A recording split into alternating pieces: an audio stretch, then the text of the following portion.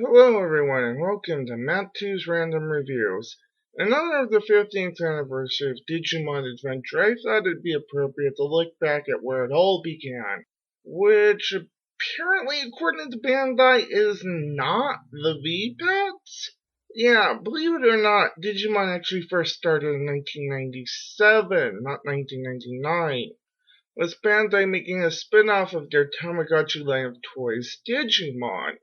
I'm honestly not sure if Gigapets came before Digimon or if they're the reason why Digimon existed in the first place, but that's not really important. Another thing of note that there was at least one manga and a video game that came out before the anime, and I'll be getting into that video game on a later date, but for now I'm just going to be covering the first episode of the first series of the anime, Digimon Adventure. Also, there was a movie that would have become the first segment of the Dubs movie that premiered on March 6th, 5 months and a day before the anime itself got started, that tells the events of how the Digidestined had actually seen a Digimon previously, which would later to be revealed how they were chosen in the first place, though there's a huge plot hole in them apparently having forgotten about those events. I'll probably get to that whole ordeal another time. As I am American and grew up with the English dub of the anime more or less, or at least until Frontier was when I started watching the subtitled version instead, I'll be using the dubbed version for this review. Cued a special intro just for this occasion that is totally not the AMV uploaded previously. It's just my usual intro because Storywriter is lazy. Oh, and if you're wondering why I'm on a Pokemon map, well, there really weren't any maps actually relevant to Digimon available to me. Heck, there are only so few maps related to Pokemon available too, so you know what you're gonna do.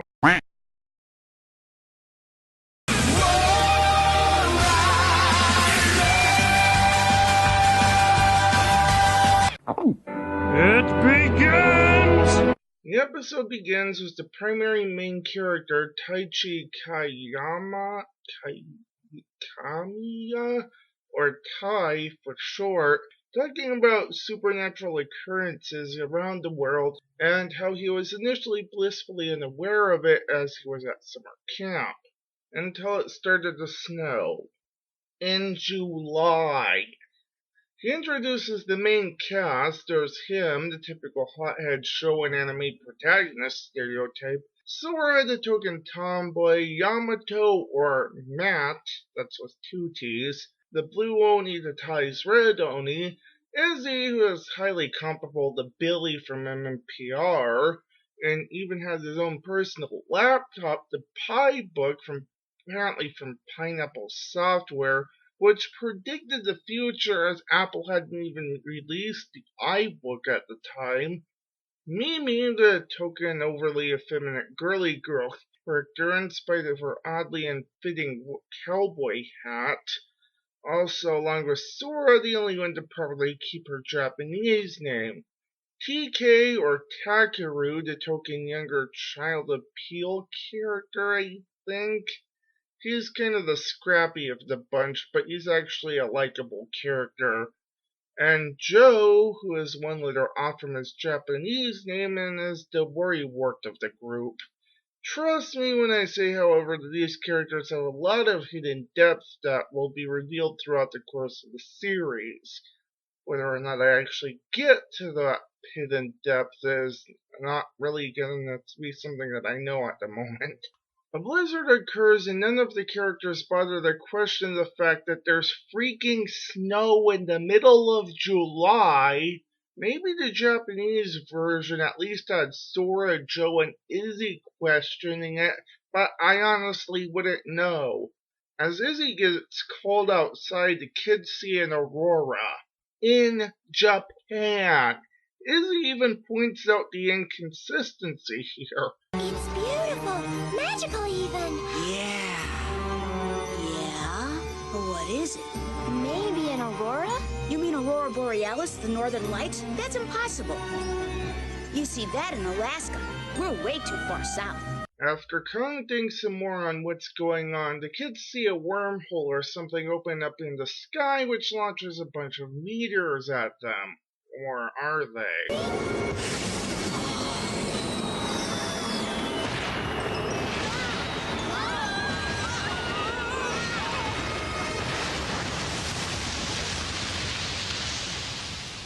Everyone, are you alright? We're still here. That was scary. What was it? Meteors? Oh. Okay, so it's not meteors.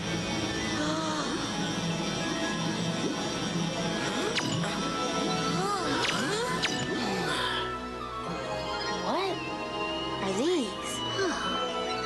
My guess is some sort of miniature remote digital apparatus. No instructions? Get the instructions. Surf's up! The random tidal wave somehow transports them to the digital world in a sequence that's very different from what we see in the show's opening. And Ty wakes up to this. Yoo-hoo! Ty! Yeah, I'm okay.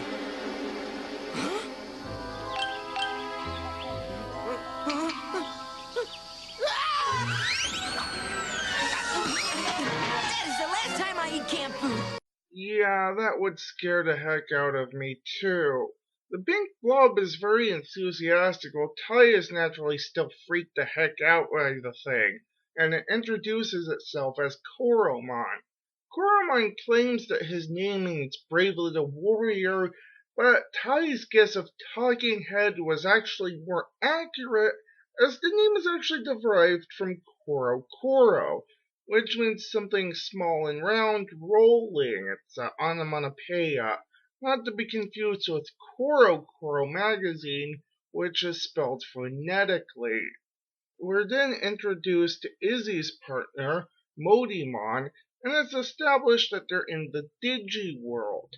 Ty spots a giant red stag beetle, Quagamon, which starts attacking the fort. Koromon tries to fight back, but it's not very effective. Gee, I wonder why. Modimon leads the others to a hideout shaped like a tree, which upon questions Modimon explains is known as a hiding tree. I'm not even gonna bother with that lousy name. The cover works, but they hear Swerve from the other side and we're introduced to her partner, Yokomon, the P is silent, who I guess was the one to lead her to the tree, as well as TK's Tokomon, and Matt's Sunomon, the T is silent, and Joe's Pukamon. The Digimon explain to the 6 kids that they're known as Digimon digital monsters, introductions are exchanged, but are we forgetting someone? Sure enough, they hear Mimi screaming and they rush off to find her, only to discover that her and her new partner, Tanimon, are under attack by the Quagamon from before, which begins terrorizing the whole group. They try to run but reach a cliff.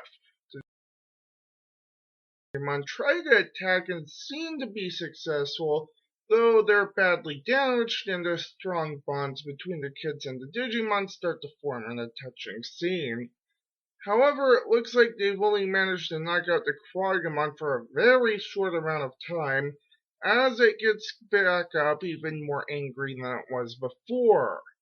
The Digimon want to fight it again, but the kids are now against the idea, in spite of the Digimon squirming in their arms, except for Tanimon, who's just like, yeah, what they said. The Digimon break free and the kids shout their concerns, and through the power of the bond that has just formed, a miracle occurs. And because I can't do this scene justice with the dub, here's the Japanese version instead. I'm not sorry.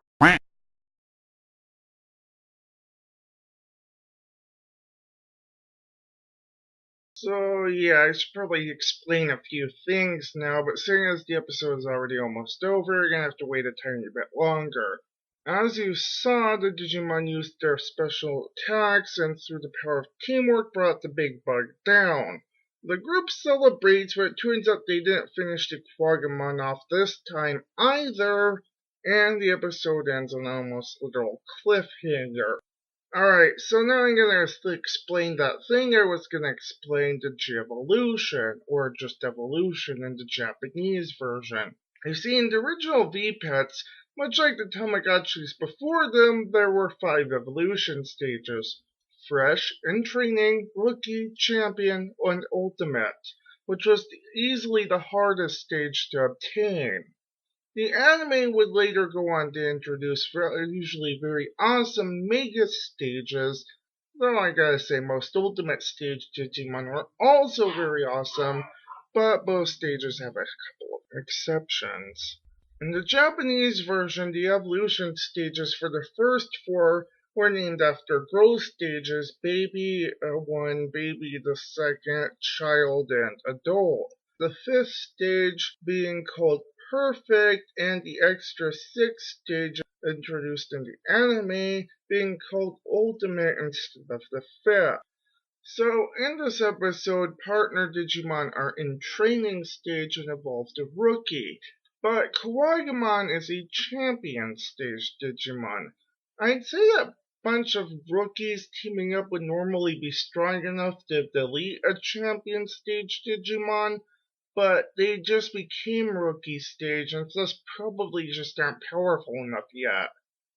Anyway, this episode did do a good job of setting up the plot, characters, and explaining some of the mechanics that would be prevalent throughout the series, including the fact that little makes sense in the digital world. You can just smell the Alice in Wonderland inspiration.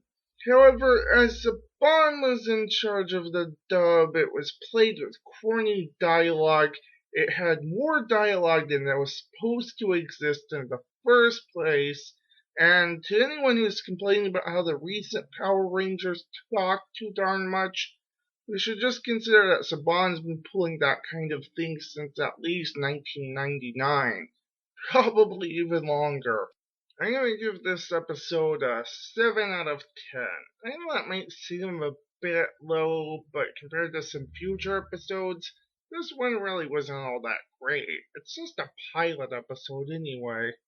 Until next time, stay tuned.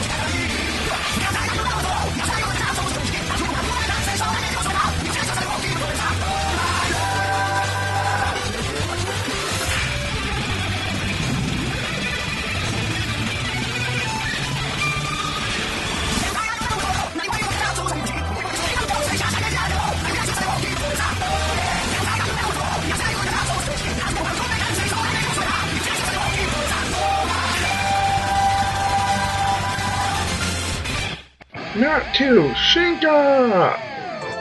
You too! Wait, what in the